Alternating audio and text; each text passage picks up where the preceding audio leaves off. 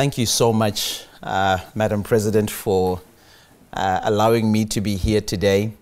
Thank you so much to all of you as members of the Oxford Union and coming out and allowing me to come. I come from Zimbabwe as a very ordinary and humble citizen. And I do ask that as you listen to me this evening, my brief remarks, do take note that I am just an ordinary person from the street and not highly educated. And the only qualification I have to speak on behalf of my nation is that of being a passionate citizen that wants to see Zimbabwe become a better nation than she is now. She has a lot of potential which has been suppressed over the years. My journey so far in the last 2 years maybe is possibly one of the unlikeliest. You couldn't have paid me enough money to make me believe that one day I would walk the kind of walk that I've walked in the last few months.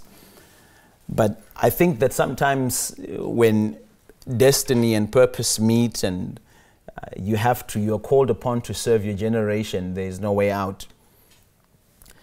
A little under 2 years ago, I was sitting in my little office as a pastor of a small church, trying to figure out how I was going to put food on the table for my family. My wife was pregnant at the time, and I had 2 little kids, a 5-year-old and a 3-year-old, and it just wasn't working out. Zimbabwe was becoming tough once again. And Zimbabwe has these cycles and seasons over the years where she really just breaks down, the economy falls off the face of the earth, and people suffer. And in the last breakdown of our economy, you know, we had inflation that went up to thousands of percentages, and we had a $100 trillion note. And our president at the time had made up his mind that he was going to die in power. In fact, his wife had made the declaration that even if he died, he would rule from the grave. And so I sat there trying to figure out, how do I feed my family? Or how do I prosper? How do I succeed? How do my dreams come to pass in a place like Zimbabwe? So I recorded a small video. It was a 4-minute video, impromptu. It didn't have a script. And in this video, I started talking about how our nation, Zimbabwe, was a promise that had been broken. And I raised our nation's flag, the Zimbabwe flag, which I now carry with me everywhere I go. I've carried this exact flag for over just under 2 years now. I've been to prison with it. I've escaped the country with it through, under the cover of night through borders. But it's become a symbol of reclaiming the promise of Zimbabwe. In this little video, I spoke about how everything that this flag symbolizes, and if you know anything about the Zimbabwe flag, every color and every symbol has a meaning on it. And I began to speak about how the green that speaks about our agricultural backbone for our economy no longer functioned. I spoke about how the yellow that speaks about the minerals that we have in Zimbabwe have not benefited the citizens, but only the political elite. We spoke about how the red that represents those that lost their lives in the fight for freedom from colonialism but now look like they fought for nothing and their blood was shed in vain. I spoke about the black, which speaks about the black majority, and now that it only resembles those that suffer the most. The white, which speaks about peace, which resembles no peace at all but turmoil in the hearts of Zimbabweans. But in that video, I made a call. And I said, if you care about Zimbabwe and you're a Zimbabwean, then you have no right to be called a citizen of this country if you cannot speak up for her. And so I posted that little video up on Facebook, not knowing what would happen, one of the scariest seasons of my life. And of course, the story involved from there. We began to walk a journey where we started to bring up the ordinary citizen to speak up for themselves and to embolden ordinary citizens to speak up against the authoritarian regime of Robert Mugabe. Since then, we inspired a number of actions, some which included a shutdown of the whole country. We were able, with a small group of young people, were able to inspire over 9 million people to shut their doors of their businesses, to not go to school, to not go to work, and stay at home as a protest to Robert Mugabe, that enough was enough and we wanted a change. And the reason why we chose this boycott and protest of staying at home is because in Zimbabwe, it was and still is illegal by law to protest. To get out, if 3 or 4 people need to have a political protest in Zimbabwe, you have to get permission from the government, otherwise you are arrested. And so for the first time, our government didn't know what to do because millions of people had just stayed at home, and it's not illegal to stay at home. But of course, the unthinkable happened, and we were hounded out of our homes and arrested with a few other young people. And they began the journey of going in and out of prisons and in and out of court appearances. I remember taking my family out after things had become very dangerous. Some unknown men had visited my children's school and demanded to see my children. My wife had been accosted whilst she was arriving home by a group of youths from ZANU-PF at the time, and they wanted to take her away. And so it became important for me to take my family out, and fortunately I was able to do that. And we escaped under the cover of darkness, and after a few months my daughter was born. And after I'd seen her, it had been a month after she was born, I decided it was time to go back to Zimbabwe.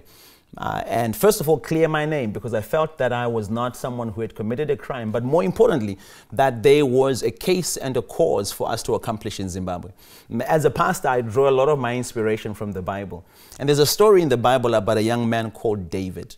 And when David is faced with Goliath, his brothers, David's older brothers, look at him and they say to him, "What do you want here? Why are you here?" He says, and they say to him, "We know your conceited heart.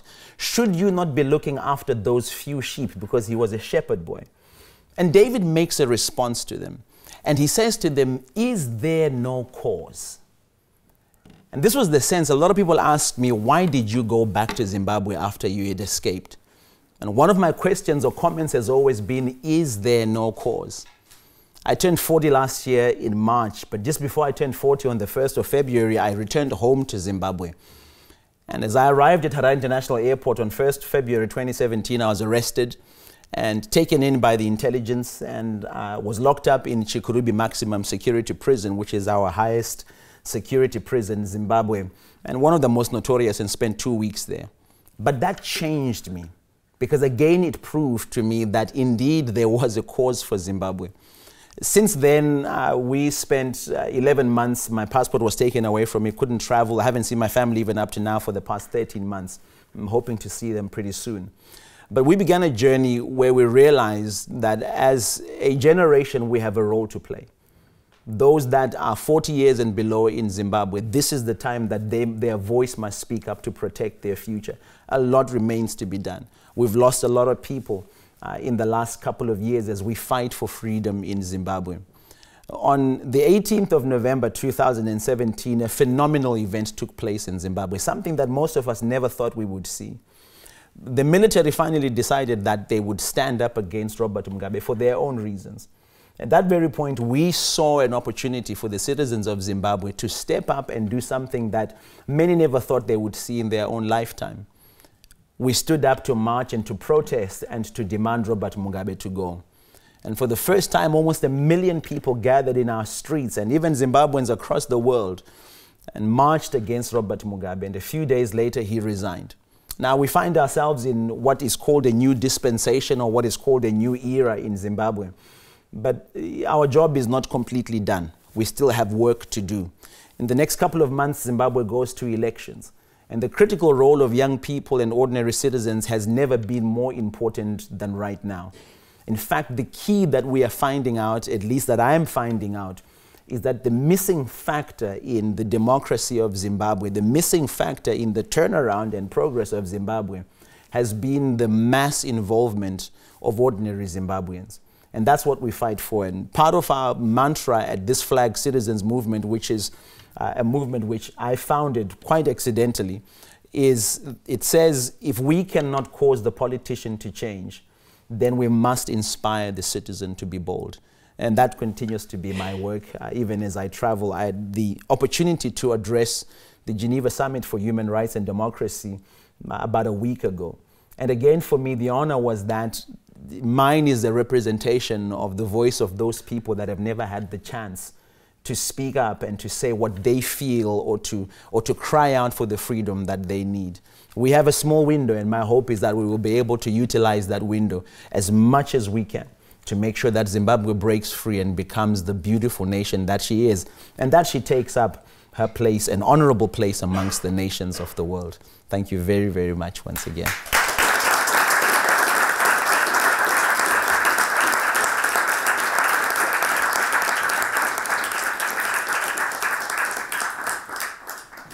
So before we move on to some questions from the audience, I just wanted to pick up on a couple of things you mentioned during your short speech. So you talked about how you were inspired to create this flag clip, but did you ever expect to receive the response that you did? Oh, absolutely not. I think that when I did that first little video, it really was a very personal rant, if I can use that word. Yes, it was on my Facebook page, and I think it was a moment where I just thought I need to tell somebody how I feel. You know, I really felt at that time that Zimbabwe had stood in the way of my dreams personally. And so, yeah, I didn't expect that at all. And it was a surprise when the next day I started getting phone calls from people saying, "Hey, are you serious? Did you do this? It's great, but this is also crazy. What are you doing?" Yeah. So that began, I think, something that became quite irreversible. There were moments I thought I need to keep quiet and get out of it, but it just kept growing. And eventually, I think I stopped resisting, you know, its growth and its progress. Okay. You also mentioned that the response that you got meant that you had to flee to South Africa before then moving to the US. Do you think that the separation and danger the movement has put your family in has been worth it? There is one thing that I have feared more than death itself. And that thing is my children asking me 20 years from now, when my daughter is 20, 25, and she says to me, "Dad, why did you not do anything?" Because Zimbabwe is her country. That's the place that she has to go back to. In fact, that's the place that she's identified. When she goes out to the rest of the world, she has to say she's from Zimbabwe. And one of the things my generation has gone through is to carry the embarrassment of coming from Zimbabwe in terms of what has happened to our country. Yeah. And so, yes, I think in many ways it was worth it. It's worth being able to teach my children how to be responsible citizens. It's been worth being able to allow my children to stand up one day and say, I'm part of a family that did something about the situation in Zimbabwe, no matter what the outcome is. I think that the worst thing that my generation could have done was to inherit what the generation before us did, which was nothing about the situation. And there are reasons why they did nothing. But I think at some point, someone has to stand up and say, look, if it means, if my life is taken because of this, then so be it. But I must say it's a difficult decision and a very scary one too. Yeah. So what is it that keeps you motivated when things do seem scary?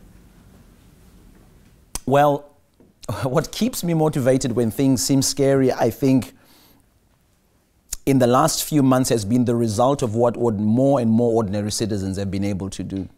One of the things that we've learned in Zimbabwe, which I think a lot of people that have done what I and others have done in the past, is the discovery that it only takes one voice to create change. It only takes one person who is willing, one person who has the commitment to get something going. And we stood up against a regime that had the entire military at their disposal, the entire intelligence system at their disposal. But simple citizens with nothing but their voices, and I think technology was on our side, we were able to make changes. So I think that keeps me going, that start where you are with what you have and the world will respond to your passion. Okay. So local NGOs reported that the country has seen record abduction, assault and torture against civil society actors and opposition members. Do you think that this violence and bloodshed are necessary in order to create real change? Certainly not. I think that it's not necessary for people to lose their lives and for people to be hurt for us to see the kind of change that we have to see. But I think it then becomes necessary when there is no other option. Many years ago in the 1960s, my father and many of the people in his generation came to that realization that there was going to be no other choice but to face death to be able to see the kind of freedom that they wanted to see. My hope is that we can move Zimbabwe towards a place where it is about a contestation of ideas and not the abduction of people. That helps us to kind of bring the change that we need. I hope that my life and my case continues to be a reminder that it's possible without violence and without having to lose your life to be able to start a journey of change and see a result of it. How do you think that we can move people away from the violence? I started learning about, officially or formally learning about the non-violent, confrontation of brutal regimes. Just literally quite after we had started the movement, I was out of my depth. I didn't know what I was doing. We were being intimidated and followed. I remember there was a time we probably spent about 2 weeks moving from one safe house to another within the city just to be safe. But I think that has probably become the saving grace of some of the results that we had in Zimbabwe. For example, on November 18, when almost 1 million people came out to march wanting Robert Mugabe to leave office, it was amazing because it was people from every party, it was people from every race, from every tribe. And the one aspect that everybody agreed was that there was no violence, there was no breaking of anything, there was no fighting, there was none of that. So I think that this is part of what this Flag Citizens movement is all about. It's about teaching people the fact that you can bring end to oppression by becoming more and more aware of what your rights are.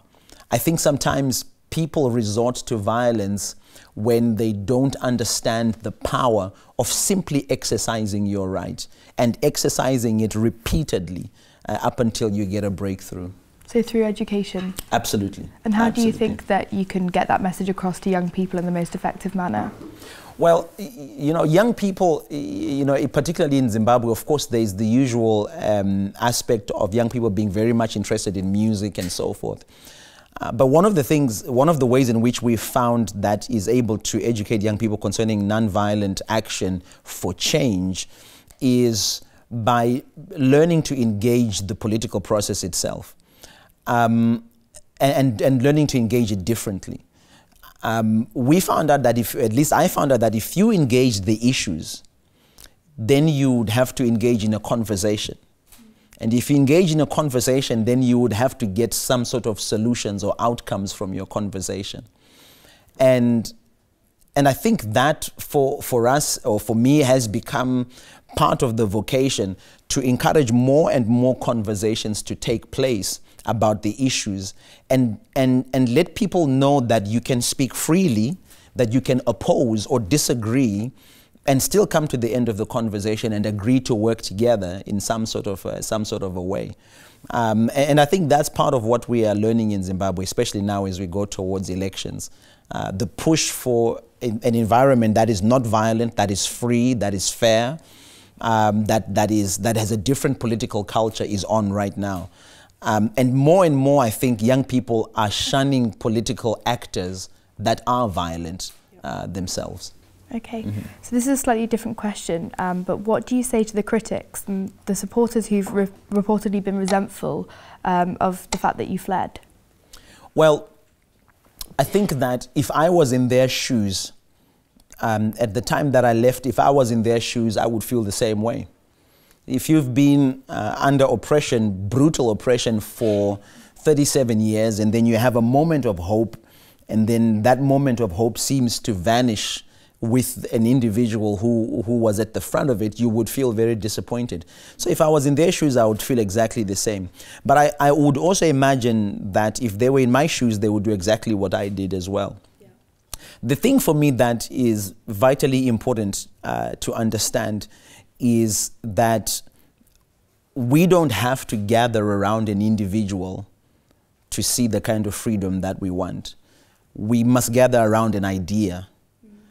And one of the things that has let us down in Africa and in Zimbabwe as well is the fact that people are drawn more to personalities than they are drawn to an idea. And sometimes when the personality then takes advantage of the following and captures the people, people don't know how to get free. And this is the case as with Robert Mugabe. When he came to power in the 80s, the whole nation galvanized around him, idolized him, and he took advantage of that. But also, sometimes when we gather around a personality, when that personality dies or is incapacitated, or in my case, comes to a place where they don't have the steam for it anymore because we are human, then people seem, the people seem to dissipate. But if we gather around the idea of freedom and we're able to multiply that idea in more than one person, then the movement becomes unstoppable. The progress to freedom becomes unstoppable. If the regime were to jail one person, it doesn't matter because there is more than one person who is ready to move. So I think that in as much as they were disappointed, it taught Zimbabweans that it is no longer the season for saviors, but I think it's the season for everyone to understand that we all have a stake and we're all responsible for the future of Zimbabwe. Why do you think it is that people treated individuals like saviors in that manner? Well, I think that there's a sense sometimes that people would rather preserve themselves and allow one person to face the danger. It's easier, it's cheaper, that way. But then again, it also takes longer when one person faces the brute force, of oppression. So I think sometimes people haven't had a chance to learn how to be courageous, how to be bold. And I think that's probably part of the journey we have now. As I said, if we can't cause the politician to change, then we must inspire the citizen to be bold. The more bolder people you have, the more courageous citizen you have, then I think the more people you have on the front line, and the further the idea and the movement gets to go. Do you think that kind of worshipping kind of the saviour is something that was specific to the African subcontinent? Or do you think it's something that's seen around the world elsewhere as well? Oh no, I think it's been seen around the world, as well. Of course, I think in history we see it with, the rise of Adolf Hitler. We see it with different figures.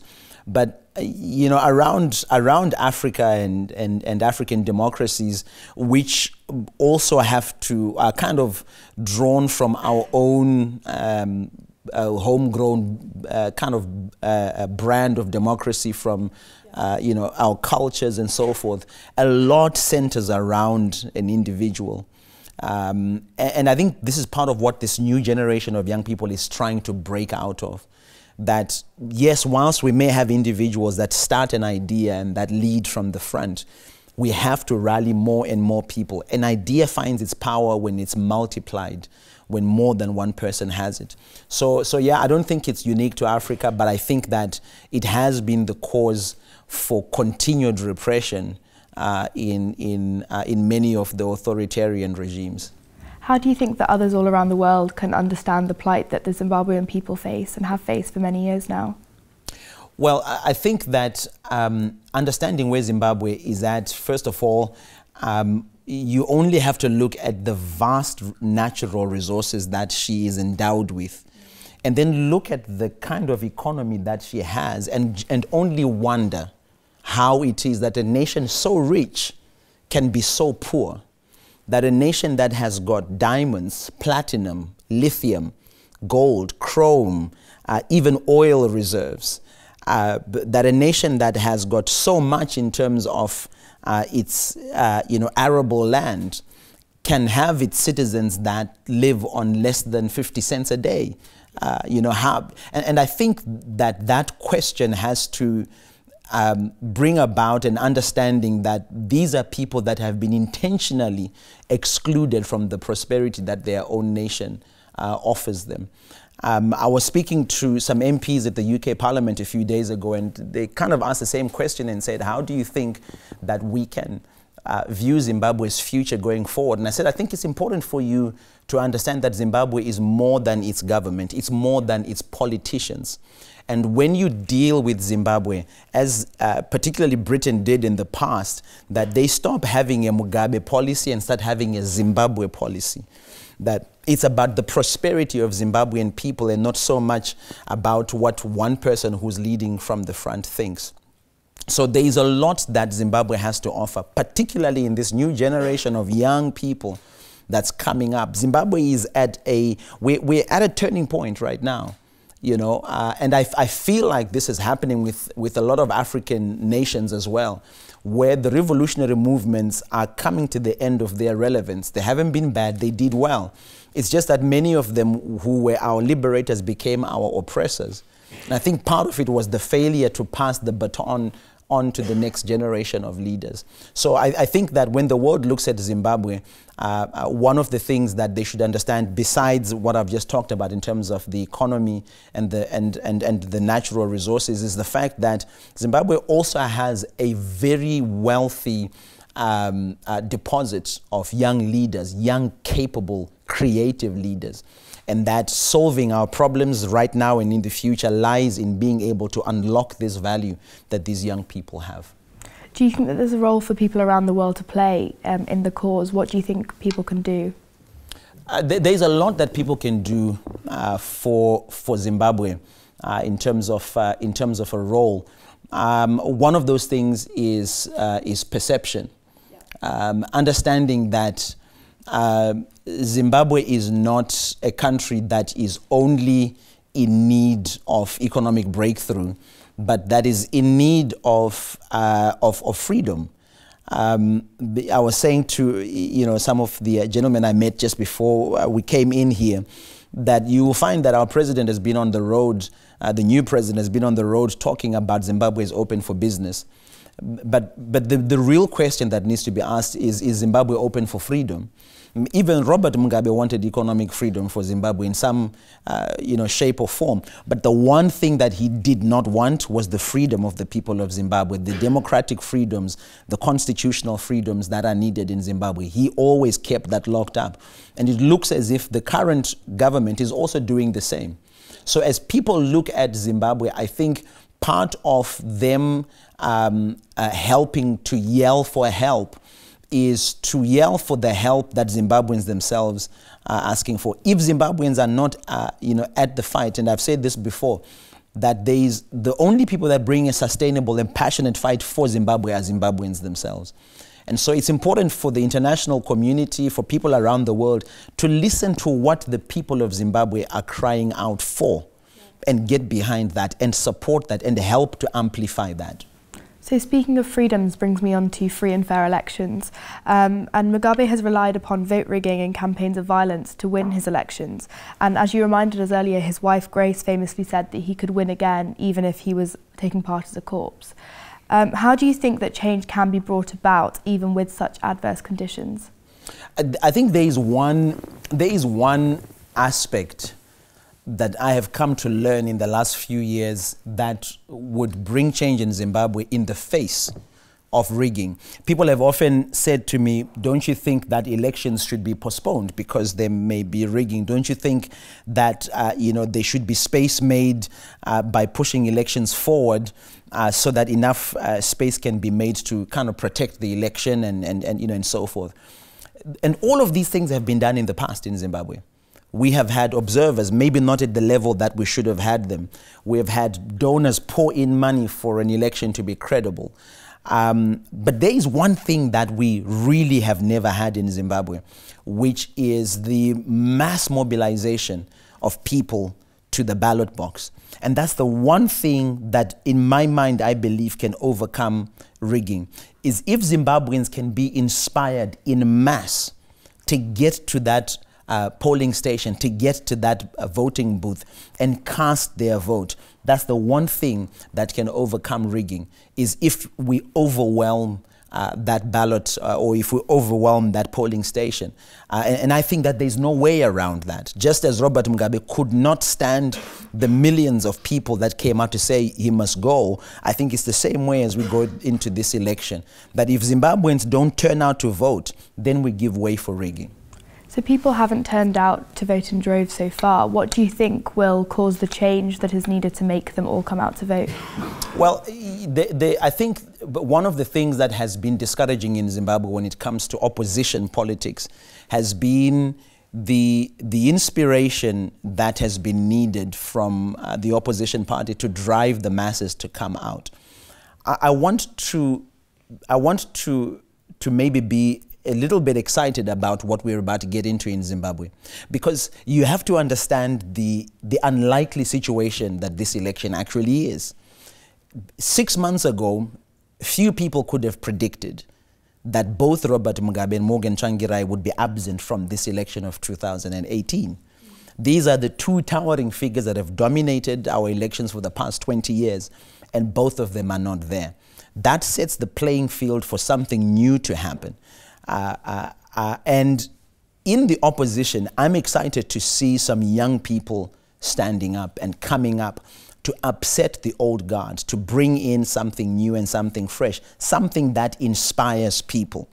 And I'd like to think that we have a chance to mobilize more people than have ever been seen at the Zimbabwean election because of the young people that are starting to come up. If you've been following events back in Zimbabwe, the Movement for Democratic Change, which has been the largest opposition party and is now part of an alliance, which we really hope will grow and galvanize even further, now has to choose a new leader. And there seems to be the front runner, a young man who's just turned 40, and you have to be 40 in Zimbabwe for you to run for president. He's just turned 40, and he seems to be the one that's ascending, and he's energizing that base of young people. He's energizing that base of people that had logged out of politics, many who had begun to log back on in the last 2 years because of the mobilization of citizens. And I think that is going to be the game changer in this election and in the next one as well. How do you feel about that kind of age restriction of having to be 40? Well, I think, again, that's been part of the politics of exclusion, you know, in Zimbabwe, is you try and exclude as many people as you can. And that, unfortunately, what that has led to is that it has led to a population that is 60% and below, who are in that age range of 40 and below, being led you know, by people who are in their 70s and who are in their 80s. Now, it's not that being old is something that, you know, excludes you from leading, but I think that the intentionality of bringing young people up front to lead in Zimbabwe has not been genuinely there. Our older politicians in Zimbabwe have only used young people for them to stay in power. But we have an actual opportunity to start replacing and start transitioning young people into leading Zimbabwe. These are the young people that have the ideas, they have the time, they have the energy, you know, as well, to take Zimbabwe forward. Thank you. So I think now's probably the perfect time to open it up to the audience for some questions, if that's okay. If you've got a question, if you'd like to raise your hand and we'll get a microphone over to you. I see a hand right at the front over here. Thanks for coming down to speak today. Thank you. It was great. Freedom is a very contextual thing. So like what freedom is in UK is probably very different from what freedom in India or in Myanmar looks like. What do you think is freedom for Zimbabweans right now? And what do you think the ideal of freedom can be if you so manage to achieve it? I want to agree with you that freedom is different, but I want to disagree as well at the same time, in that I think the essence of freedom is really the same, in that, and this is, I heard this explained in one of the best ways. If a person can not go to the square of their town or their city and criticize their government freely, and if they're arrested for doing that, they are not in a free country. So I think when we talk about freedoms, we're talking about very basic things and very basic rights. We're talking about the right for you to express yourself freely, the right for you to assemble, the right to associate, the right to express an idea. And in any part of the world where those rights are not respected or afforded their citizens, those people are not free. So I think that Zimbabweans are beginning to connect their lack of freedom with bad governance, with how badly they've been governed. So, maybe, for example, let me put it this way. We've said to people, hey, if you want to know that the leaders we have are bad leaders or will not allow freedom, let's start looking at what our constitution says. Do they allow us to do those things? If not, no matter what promises they make in speeches, until those things are allowed, then we are not living in a free Zimbabwe, at all. So yeah, I think in a sense that the kind of freedom that we're pursuing in Zimbabwe is one that literally allows us access to build our nation too, with those that are elected to lead. I see a hand just over there, yeah, in the stripy t-shirt. So thank you for your presentation. Can you tell us a bit more about your past? How did you get the interest in politics, and what are your plans for the future?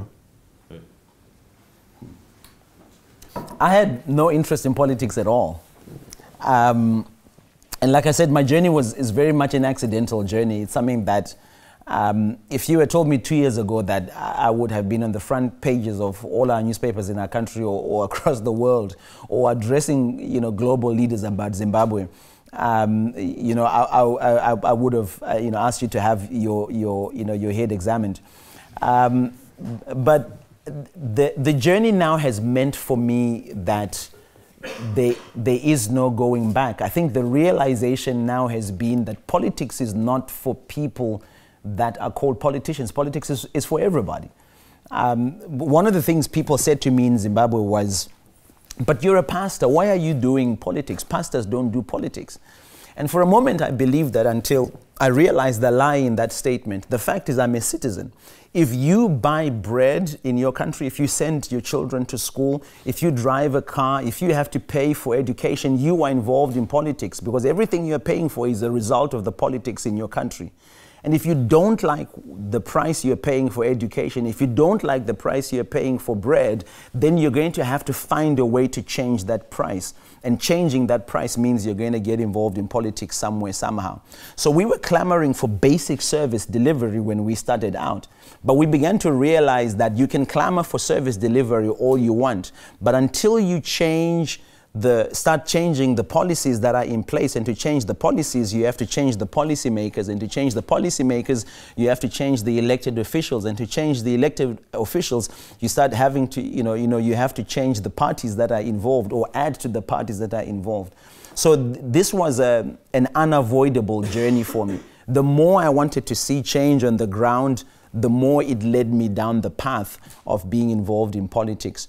And in terms of the future, I'm talking here about young people getting involved. One of my jobs is to encourage young people to get involved in the upcoming election, is to make themselves available for election, starting with local council, parliament, and even president. It was almost illegal in Zimbabwe for you to ever say, one day I would like to be the president of Zimbabwe. It was a taboo for you to say that. So I think part of my job now is continuing to encourage young people and new people, credible, competent, committed people, to get involved in politics. But for me also, to find a place to model. The one thing that I keep finding important to do in Zimbabwe is to model the kind of citizen, or model the kind of politics that we have never seen. It's not enough to wish it. Someone has to step out and model it. And when more people see a model, they then believe it works, and they're able to follow that model. Fantastic. Should we go to the question just over there? Hi. Well, firstly, I'd like to say thank you so much for your story. It's so inspiring, and please keep on doing what you're doing. Thank you. But my question is around social media, and you seem to imply that Facebook played a huge part in you managing to get your story to the rest of the citizens in Zimbabwe. And I was wondering what your thoughts were on connecting the ability to increase the youth and their participation in democracy and voting and politics in general and social media in Zimbabwe? Do you think this is perhaps a mechanism through which this could be made possible? Very good question. You know, if there was the one thing that has been the game changer for us in Zimbabwe, especially for someone like me, because you have to understand that I pastor a very small church of only 40 people. And that's been the surprise for many people to say, wait a minute, you have a very small church, but you seem to have been able to have this kind of national and international influence. How is that possible? It's because of social media. Social media has allowed us in Zimbabwe to circumnavigate the laws in place that stop people from gathering to discuss a political idea. So people found that we can discuss it on social media instead of having to gather in a physical place, because the police could walk through the doors and everyone goes into prison. So when I began to post my videos, that first video, I think it had within 2 days, it about maybe about 100,000 views, which for me was just like, how is that possible? My views on the videos I used to do for my Christian teachings used to, you know, blow past the amazing figure of 13 and 14 views, you know, at a go. And this is 100,000. And what we discovered was a very interesting, like it was like a formula to getting people to get involved. So if I posted a video in which I was speaking truth to power and challenging the government head on, you found that there were people that watched it. And then there were people that would watch it and then they would like it. And that takes a lot. I met a lady at one of the local shopping malls in Zimbabwe who she recognized me. She said to me, you know what, when I started first watching your videos, I used to watch like 10 seconds of it. And then I'd shut it down because I thought that the intelligence was watching me through it, that they knew I had watched the video. But then the more and more I watched it, I realized, no, wait a second, there's a lot of people watching. So some people would view it, and then some people would like it. And then there was a group of people that would comment on it. And then there was a group of people that would share it. And then finally, at the end of that, there was a group of people that would make their own video. And so what social media afforded us was a way in which we could gather around an idea, we could discuss it, we could invite people to it, and it was better than attending a political rally, because I could do this in the comfort of my home or when I was traveling and no one knew where I was. And I think this has become, when you then look at social media in Zimbabwe, in the last 2 years, it has exploded with this discourse of politics, this discourse of holding people to account. Another thing that we never used to have was if a parliamentary committee was sitting down with, say, like most recently, the Minister of Energy in Zimbabwe, to ask him questions about how things were going, if there were any queries, nobody would have had the chance to watch it. But now we get a chance to watch it live on Facebook because a small group of young people started a little hub that they call Open Parley. And what Open Parley does is that they go into these parliamentary portfolio meetings and they broadcast this parliamentary committee review live on Facebook, and everyone gets a chance to watch. And in this particular last one, the Minister of Energy was as arrogant as they come. In fact, he stood up and refused to answer the questions of this committee. That began a whole debate around the arrogance of government ministers towards their citizens. So I think that this is the game changer in Zimbabwe. Our government has actually noticed the same thing, and Emerson Mnangagwa, the new president, has become the first high-level official in government to actually have to actually engage, with Facebook and Twitter. He's got a Twitter account and a Facebook account. Robert Mugabe couldn't care less. He was not interested. But Emerson Mnangagwa is actually on because he realizes that this is where the change is happening. This is where things, as ideas are being born, and that's where they're spreading and starting to, present a challenge to him or bring change to the country. I think we maybe got time for one more question. So if we go to the hand just over there, yeah. Thank you very much for your talk and for your energy. I was just wondering, you did mention, I think, a lack of involvement from ordinary people. How would you explain it? And have you ever been so disappointed by it that you sort of lost faith in your fight? Let me see if I got you right. How do I explain if if we lost, you said if we lost faith? I mean, have you ever been, you know, yeah, have you ever, like, did you ever lose faith in your fight because maybe people around you are not really reacting like you would like them to react, or, you know, putting as much energy in your fight as you are? Oh yeah, that's the story of my life. You know, I cannot tell you the number of times that I personally have been disappointed after having given something my all.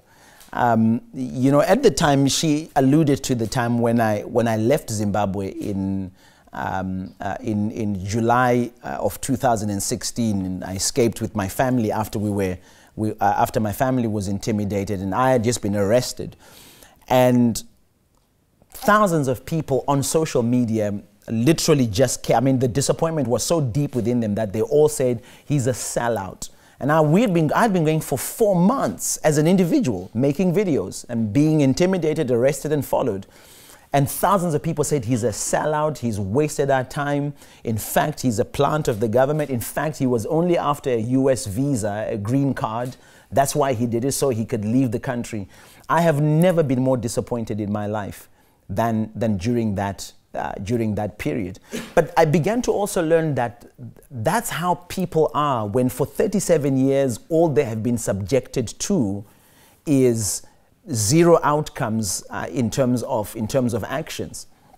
So it's been that journey. I'm based back in Zimbabwe now because I made a personal decision that I will never be chased from Zimbabwe again. Robert Mugabe threatened me by name and asked me to leave Zimbabwe as an instruction, and said people like Ivan Mawarire have got no place in Zimbabwe except special jails that we have for him.